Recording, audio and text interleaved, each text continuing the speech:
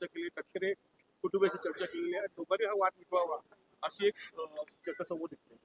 नाही, आदरणीय अजितदादांनी जर यामध्ये मध्यस्थी केली असेल तर निश्चितच यात पर्याय निघणार आहे. दादा एक पाऊल पुढे येऊन जर या निर्णयाला स्वतःच्या हाती त्यांनी घेतला असेल की हा वाद मिटला पाहिजे तर निश्चितच ते स्वागतार्ह आहे आणि मला असं वाटतं दादांच्या पुढाकाराने हा वाद आता मिटेल. रायगडला पालकमंत्री लवकर मिळेल यावरून असं वाटतं. आता वरच्या स्तरावर त्याची चर्चा होईल. आता पालकमंत्री नेमकं कोण करावं, कोण असावं याबाबत अजितदादा, माननीय मुख्यमंत्री हे एकत्र येऊन निर्णय घेतील. पणन विषयी तुम्ही काल विधानसभा विधेयक क्रमांक 93 महाराष्ट्र कृषी उत्पन्न पणन विकास व विनियमन अधिनियम 1963 हे सुधारणा बिल रात्री सभागृहाचं कामकाज उशिरापर्यंत चालू असताना हे बिल आलं होतं आणि या बिलावर आम्ही हरकत घेतली. मी स्वतः महायुतीतला आमदार असलो तरी मी आणि शेतकरी नेते म्हणून ज्यांची ओळख आहे ते विधान परिषदेचे सदस्य सदाभाऊ खोत, आम्ही दोघांनी या बिलावर आक्षेप घेतला. आजही त्यावर स्पेशल चर्चा होणार आहे. माझी एक गोष्ट यात लक्षात आणून द्यायची आहे की सकाळपर्यंत हे जे बिल होतं या बिलामध्ये ज्यावेळेस हे बिल सभागृहात आम्हाला दिलं गेलं त्यामध्ये राष्ट्रीय महत्वाच्या बाजार समित्यांमध्ये पुढील सदस्य असतील. बाजार समितीचे अध्यक्ष जे असतील ते पणन मंत्री असतील. आमचं यावरही हरकत आहे की पणन मंत्री 30 बाजार समितीचे जर अध्यक्ष झाले तर मग कारभार कसा पाहणार, कुठं कुठं ते वेळ देणार. आणि उपाध्यक्ष असतील तर पणन राज्यमंत्री असतील. आणि सुरुवातीच्या मध्ये एक महिला शेतकरी म्हणून प्रतिनिधी असेल, अनुसूचित जाती, अनुसूचित जमाती आणि इतर मागासवर्गीय भटक्या जमातीमधला एक व्यक्ती, असं सुरुवातीला आम्हाला हे दिलं गेलं. आम्हालाही आनंद झाला की स्त्री प्रतिनिधी जर कृषी उत्पन्न बाजार समितीवर जात असेल, कारण स्त्रियांनी सुद्धा शेती केलेली आहे, करतात, आणखी कुटुंबाला हातभार लावतात. शेतीचा शोधच स्त्रियांनी लावला, पण नंतर सुधारित उत्तरामध्ये ते वगळल्या गेलेलं आहे. म्हणजे महिला प्रतिनिधी सुधारित उत्तरामध्ये वगळल्या गेली. यावर सुद्धा आम्ही हरकत घेतलेली आहे, आक्षेप घेतलेला आहे. आम्ही जरी महायुतीमधले असलो पण कृषी उत्पन्न बाजार समिती ह्या खुला व्यापाराच्या जागा असायला पाहिजे. अमेरिकेचा आपण गवगवा करतो, ब्राझीलचा आपण गवगवा करतो, चायनाचा आपण गवगवा करतो, ऑस्ट्रेलियाचा आपण गवगवा करतो, पण तिथल्या बाजारपेठा खुल्या आहेत. इथं कृषी उत्पन्न बाजार समितीच्या माध्यमातून प्रायव्हेट व्यापारी लूट करतात आणि गोंडस नाव दिलेलं आहे महाराष्ट्र बाजार समिती. आणि सगळे क्लास 1 अधिकारी आहेत एसीत बसणारे. एसीच्या गप्पा मारणाऱ्या लोकांना शेतकऱ्याचं दुःख कळलं असतं तर ग्रेडर नावाची जी काही एक मधातली जमात अलीकडे ती प्रवृत्ती जन्माला आलेली आहे, शेतकऱ्याचं शोषण करणारी, ही जन्माला आली नसती. त्यामुळे या विधेयकाला आम्ही विरोध केला आणि त्या विधेयकाला मागं घ्यायला आम्ही भाग पाडू अशी आमची पुढची भूमिका आहे. मीडिया कंपनी जो जमीन गैरव्यवहार झालं पुण्यामध्ये, मीडिया कंपनीकडनं जो कागदोपत्री व्यवहार झाला हा वेळीच जर का अधिकाऱ्यांनी तपासला असता, पाहिला असता आणि वेळीच कारवाई केली असती हा घोटाळा झाला नसता, असा अजितदादा थोड्याच वेळापूर्वी माध्यमांशी संवाद साधताना.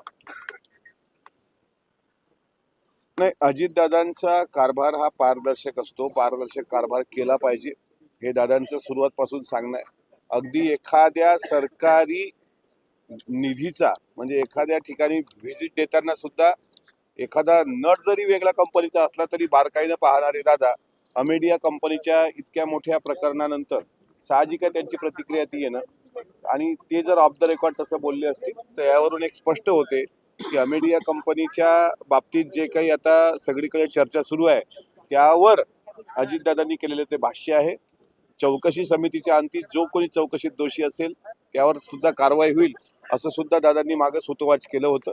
त्यामुळे दादांच्या निर्णय क्षमतेला आणि दादाच्या पारदर्शक कारभाराला कोणी चॅलेंज करू शकत नाही.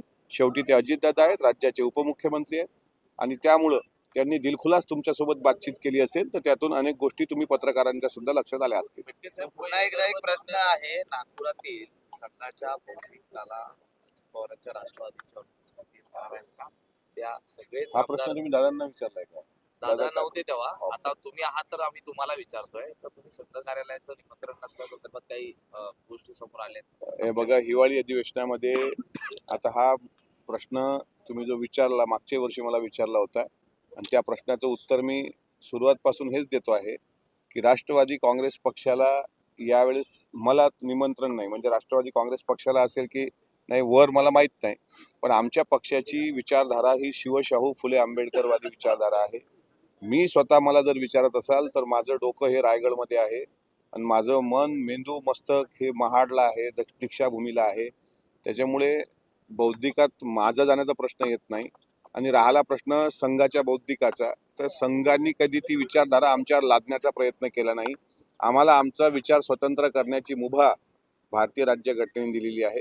संघाच्या बौद्धिक शाखेत आम्हाला निमंत्रण नाही आणि वरिष्ठ पातळीवर काय निर्णय झाला हे मला माहित नाही. मुंबई विदर्भ तोडण्याचा प्रयत्न सुरू आहे. कॅबिनेटचे सदस्य तसं सांगतात, वेगळा विदर्भाचा विचार करण्याचं काम सुरू आहे असा आरोप हा संजय राऊत सुरू आहे आणि मुंबई तोडण्याचा देखील विचार सुरू आहे, कारण पालघर पर्यंत गुजरातची हद्द वाढत आहे असा आरोप थेट राऊतांनी केलेला आहे. वेगळ्या विदर्भाच्या बाबतीत अनेक मतमतांतर आहेत. वेगळे विदर्भ झाला पाहिजे नाही झाला पाहिजे हा विषयच या अधिवेशनाचा नसायला पाहिजे वास्तविक, कारण 8च दिवसाचं अधिवेशन होतं. आणि जर तशी शंका असेल, कारण शिवसेनेची भूमिका ही संयुक्त महाराष्ट्राची भूमिका आहे. अनेक लोकांची संयुक्त महाराष्ट्राची भूमिका कायम ठेवायचा महाराष्ट्र, त्याचे तुकडे पडू नये. आणि विदर्भाच्या बाबतीत एकतर आता ते धोरण कधी येणार, ते ठरणार कधी, विदर्भ वेगळा झाला तर त्याचे फायदे काय असतील, शेतकऱ्याच्या जीवनात काय आमूलाग्र बदल होतील, याबाबत कुठंही स्पष्टता नाही.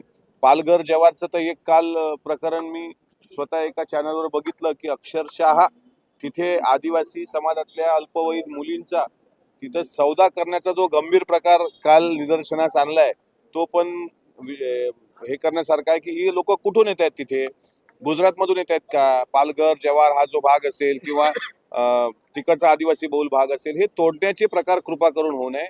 महाराष्ट्र हा एक संघ होता, तो एक संघ आहे आणि एक संघ राहिला पाहिजे अशी बहुतांश लोकांची प्रतिक्रिया आहे किंवा भावना आहे.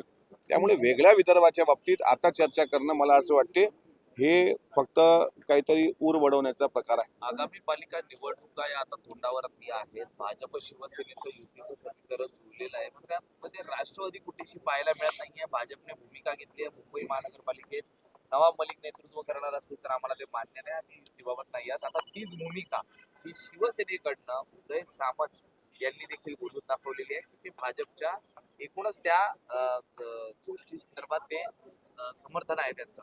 मी तुम्हाला अगदी जबाबदारीनं सांगतो की महानगरपालिकेच्या मुंबईच्या निवडणुकीमध्ये महायुती म्हणून आम्ही एकत्रच लढणार. काही गोष्टीची अडचण असेल, नवाबाईंबद्दल स्वतः आता शिंदे सेनेची अडचण आहे असं तुम्ही म्हणताय, भाजपची अडचण, काल आमदार साटम मला वाटते त्यांनी पण त्या गोष्टीला विरोध केला होता. पण मी एक तुम्हाला सांगतो की आज ऑफ द रेकॉर्ड चर्चा करताना जसा रायगड कोकणामधला वाद मिटलेला तुम्हीच मला सांगताय की आता याच्या पुढे तो वाद होणार नाही, तसं महायुतीमध्ये जर ह्या काही संभ्रमाच्या अवस्था असतील तर नक्कीच माननीय मुख्यमंत्री अजितदादा हे सगळे एकत्र बसून हाही तिढा लवकर सोडवतील. पण एक गोष्ट नक्की राहील, महायुती म्हणूनच महानगरपालिकेमध्ये आम्ही लढणार. ते म्हणतायत की मुंबईचं नेतृत्व नवाब मलिकांकडे असेल तर तिथे युती होणार नाही, हीच भूमिका शिवसेनेची आहे. मग आता राष्ट्रवादी ती भूमिका शिवसेनेची जरी असली तर ती भूमिका ठरवण्याचा अधिकार राष्ट्रवादी काँग्रेस पक्ष म्हणून राष्ट्रवादी काँग्रेस पक्षाला आहे. ते पक्ष ठरवेल की कोणाच्या अधिकारात ते असलं पाहिजे. याच्यानंतर मला विश्वास आहे की एकनाथराव शिंदे साहेबांनी ही भूमिका अद्याप मांडलेली नाही, देवेंद्र फडणवीस साहेबांची भूमिका पुढे आलेली नाही, अजितदादांनी याबाबत काही बोललेले नाहीत. त्याच्यामुळे तिन्ही नेते एकत्र येऊन याबाबत निर्णय घेतील आणि मी परत तुम्हाला सांगतो की महायुती म्हणून आम्ही एकत्र लढू. ओके, थँक्यू साहेब.